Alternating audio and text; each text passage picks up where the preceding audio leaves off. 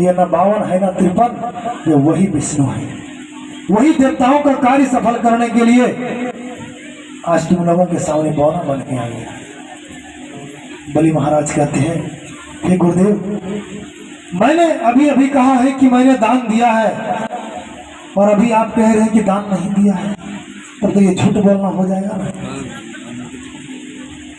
और संसार में पृथ्वी को जितना इन पहाड़ों इन पर्वतों का बोझा नहीं लगता है ना, उतना झूठे व्यक्तियों का बोझा लगता है। और आपने हमको हमेशा समझाया है महाराज कि कभी भी इंसान को झूठ नहीं बोलना चाहिए। और मैंने कह दिया कि दान दिया है, तो मैं अब कैसे कह सकता हूँ कि दान ना दे। शुक्राचार्य जी अपनी दैत्य नीति के अनुसार समझाते हैं कि बलि, उस दान की कोई प्रशंसा नहीं करता है जिसमें कि तुम खुद बर्बाद हो जाओ। क्या पता कि एक पल में तुम्हारा पूरा संसार ही ना भूले, क्या भरोसा है इसका। बलि महाराज कहते हैं, गुरुदेव अब कुछ भी हो जाए, मैंने तो दान दे दिए।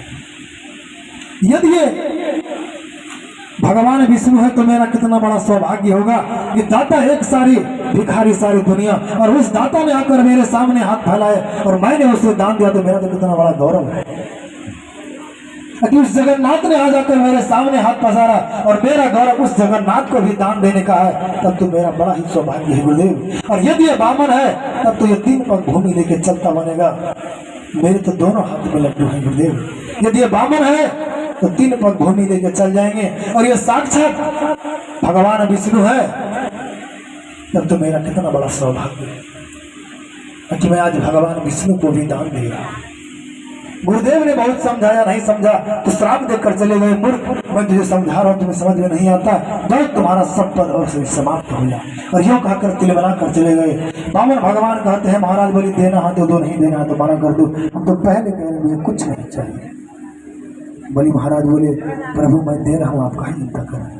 तो तुरंत पुराण प्रसंग में आता है कि जिस कमंडलों से जल लेने जा रहे थे बलि महाराज के, उसी कमंडलों के छिद्र में शुक्राचार्य घुस करके बैठ गए कि पानी का एक बूंद नहीं गिरने दूंगा। तो तुम संकल्प कैसे करोगे। अब बलि महाराज पूरा कमंडलों को इधर से उधर कर रहा है, फिर भी एक बूंद पानी नहीं गिर रहा है। बामन भगवान सब समझ गए, बोले, अरे बलि भैया क्या कर रहे हो, लेना है तो लो, नहीं लेना तो मना कर दो। बलि कहते, अरे प्रभु आप चिंता क्यों कर रहे हैं, अरे पता नहीं क्या अटक गया है, पानी आ ही नहीं रहा हाथ में। भगवान कहते हैं, इधर लौट, लगता है तो तुम्हारा रखा रखा जंग खा गया है, धीरे धीरे लो, उधर मैं तुरंत साफ कर देता हूँ। और भगवान ने वो हाथ में कमंडली अपने उषा की एक पैनी नोक निकाली और जो दूर से फेंक के मारा कि शुक्राचार्य की एक आंख में लगी और आंख फूट गई। शुक्राचार्य जी उसी बीच में निकल कर भागते नजर आए। शुक्राचार्य जी बोले, कोई ले रहा है कोई दे रहा है, फालतू में हमने अपनी आंख बर्बाद कर दी। बोले भक्त वत्सल भगवान की। तो शुक्राचार्य जी उसी बीच निकल कर भागते नजर आ गए। बलि महाराज के हाथ में जल आ गया, लंबा चौड़ा। बामन भगवान ने संकल्प कर दिया, जो संकल्प जल छोड़ा कि बामन भगवान कहते, बलि देखो अब मेरा नापना, जो इतना विराट रूप प्रकट कर दिया कि एक जो ऊपर लोक में उठाया कि ऊपर के 7 लोकों के नापते हुए भगवान के अंगूठे से ब्रह्मांड फूट गया, ब्रह्मांड में छिद्र हो गया।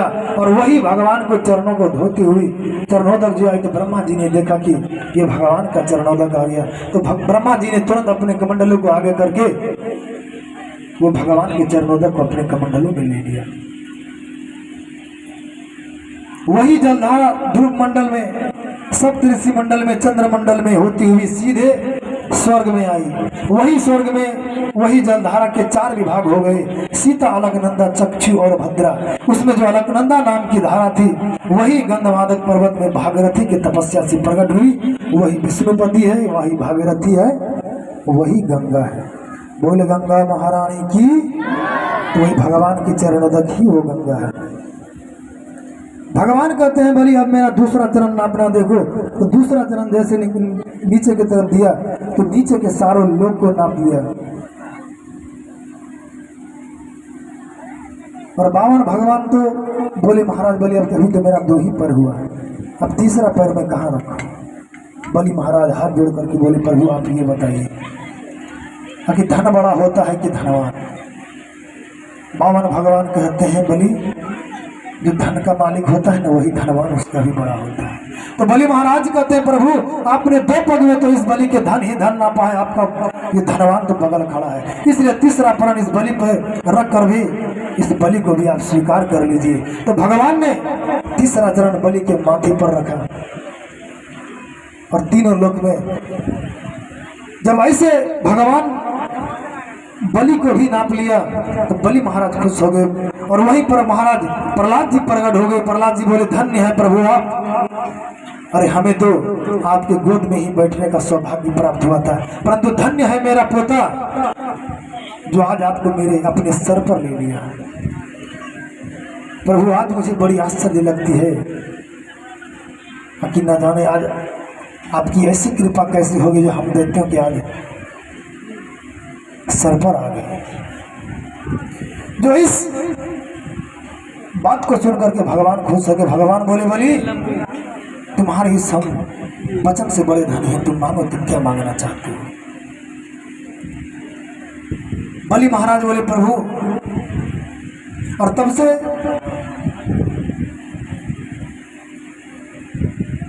बलि बोले, प्रभु एक बात पूछना चाहता हूं। भगवान कहते हैं, बलि तुम मांगो, तुम क्या मांगना चाहते हो? बलि महाराज कहते हैं, प्रभु ये जो आपकी झांकी है ना, सदा मैं अपने आंखों से चित्र निहारता रहूं।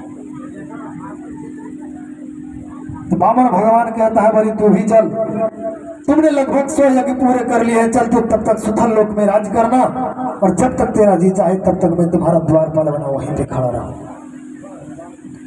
और भगवान महाराज बलि के दरवाजे के द्वारपाल बनकर खड़े हुए। इधर नारद जी महाराज दौड़े दौड़े लक्ष्मी जी के पास आते हैं। लक्ष्मी जी से कहती है, माता जी प्रणाम, क्या हुआ? बोला, आपके लिए मैंने माला झोली आया हूं, बैठकर भजन करो। बोला, क्या हुआ?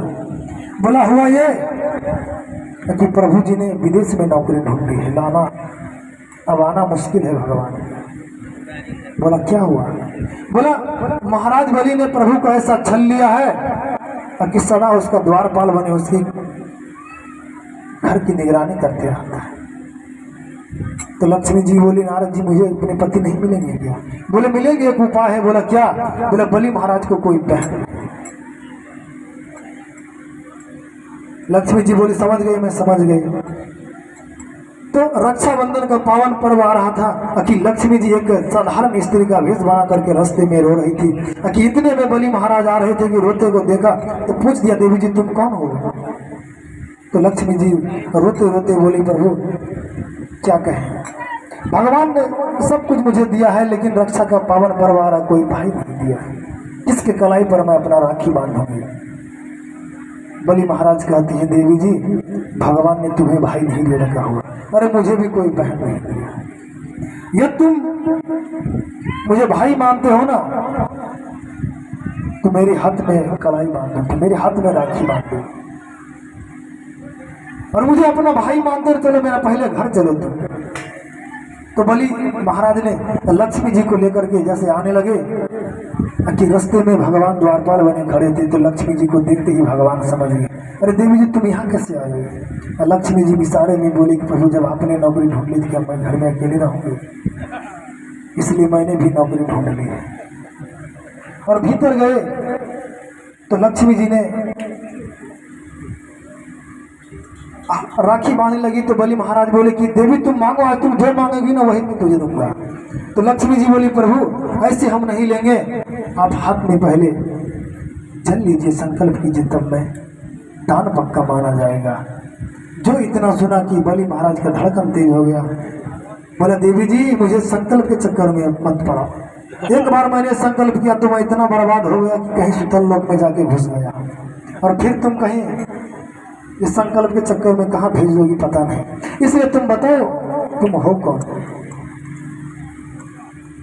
तो लक्ष्मी जी अपने दिव्य रूप में प्रकट हो गई।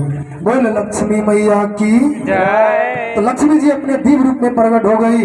जो लक्ष्मी जी को देखा बलि महाराज ने तो सब समझ गए, और तुरंत भगवान बावन भगवान को बुलाते हुए कहा, बुलाओ ले आओ भगवान को, अब ड्यूटी खत्म हो गई उसकी।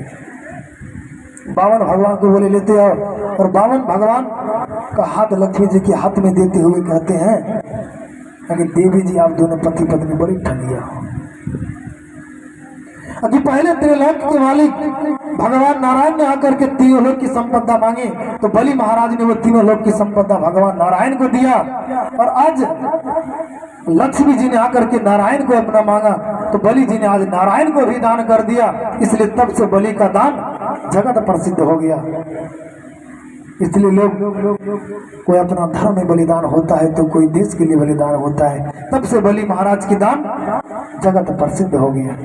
और भगवान ने कहा कि बलि अगले मनवंतर में तुम इंद्र बनोगे, तुम राज्य करना स्वर्ग में। और भगवान लक्ष्मी जी को लेकर के अपने धाम को प्रस्थान किए।